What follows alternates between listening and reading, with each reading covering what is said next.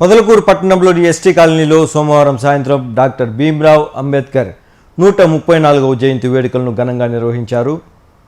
కుప్పం నియోజకవర్గం శాంతిపురం తహసీల్దార్ గుంటి శివయ్య ముఖ్య అతిథిగా పాల్గొని అంబేద్కర్ చిత్రపటానికి పుష్పాంజలి ఘటించి ఘనంగా నివాళులర్పించారు. ఈ సందర్భంగా ఆయన మాట్లాడుతూ బడుగు బలహీన వర్గాల అభ్యున్నతి కోసం ఎంతగానో కృషి చేసిన మహనీయుడు అంబేద్కర్ అని కొనియాడారు. అంబేద్కర్ ఆశయ సాధన కోసం తమ వంతు శక్తి వంచన లేకుండా కృషి చేస్తామని ఆయన పేర్కొన్నారు. సమాజంలో అసమానతలు రూపుమాపారని ఆయన అన్నారు. భారతదేశానికి అద్భుతమైన రాజ్యాంగాన్ని అందించిన మహామేధావి అని కీర్తించారు. ఈ కార్యక్రమంలో కలువాయి సీనయ్య, పాదార్తి పెంచలయ్య, పాదార్తి బాలపంచలయ్య, కొంగి శ్రీకాంత్, కొంగి సుదర్శన్ రావు, సురేష్, జగదీష్, చిరంజీవి, మస్తానయ్య, యశ్వంత్, ఎస్టీ కాలనీ యువకులు పాల్గొన్నారు.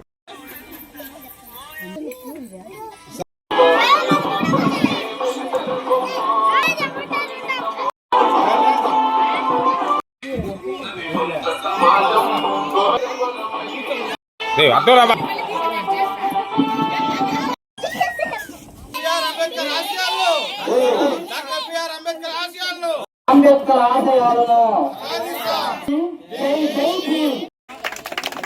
మేము కేవలం హాస్టల్లో చదువుకొని కేవలం విద్య వల్లే ఈరోజు ఇంత ఉన్నత స్థితిలో నేనున్నానని చెప్పి గర్వంగా చెప్పగలను.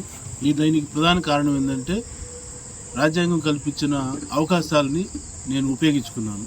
అంటే ప్రభుత్వం కల్పించిన ప్రతి అవకాశాన్ని ఉపయోగించుకున్నాను.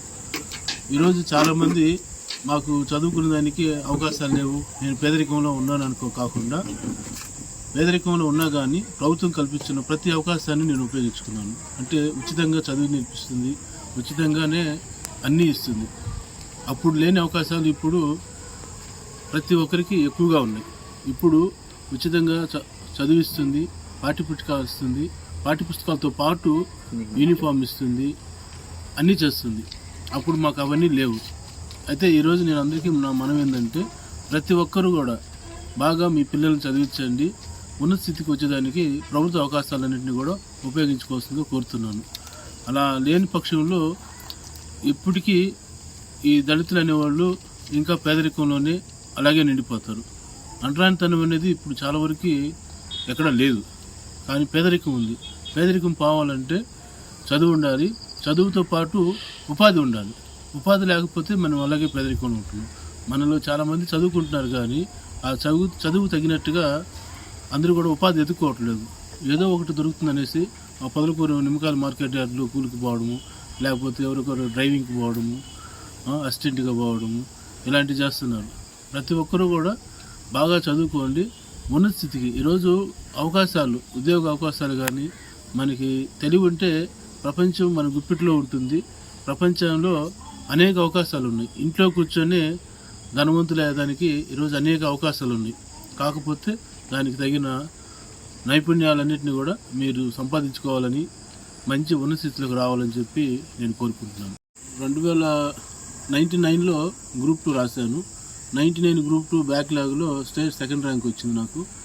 అలాగే 99 గ్రూప్ 2లోనే జనరల్లో నాకు అసిస్టెంట్ సెక్షన్ ఆఫీసర్గా సెక్రటేరియట్లో హైదరాబాద్లో హోమ్ డిపార్ట్మెంట్లో చేశాను. ఆ తర్వాత మళ్ళీ దాంట్లోనే నాకు ఎక్సైజ్ డిపార్ట్మెంట్లో ఎస్ఐగా వచ్చింది. అది చేస్తూ నేను గ్రూప్ 1 రాశాను. గ్రూప్ 1లో నాకు ఎంపీడీఓగా వచ్చింది. ఎంపీడీఓగా 15 సంవత్సరాలు చేసిన తర్వాత ఆ గ్రూప్ 2లోనే సుప్రీంకోర్టు తీర్పు ద్వారా మళ్ళీ మాకు రీషఫలింగ్ చేశారు మెరిట్ లిస్టు. దాంట్లో నాకు డిప్యూటీ తహసీల్దార్గా వచ్చింది.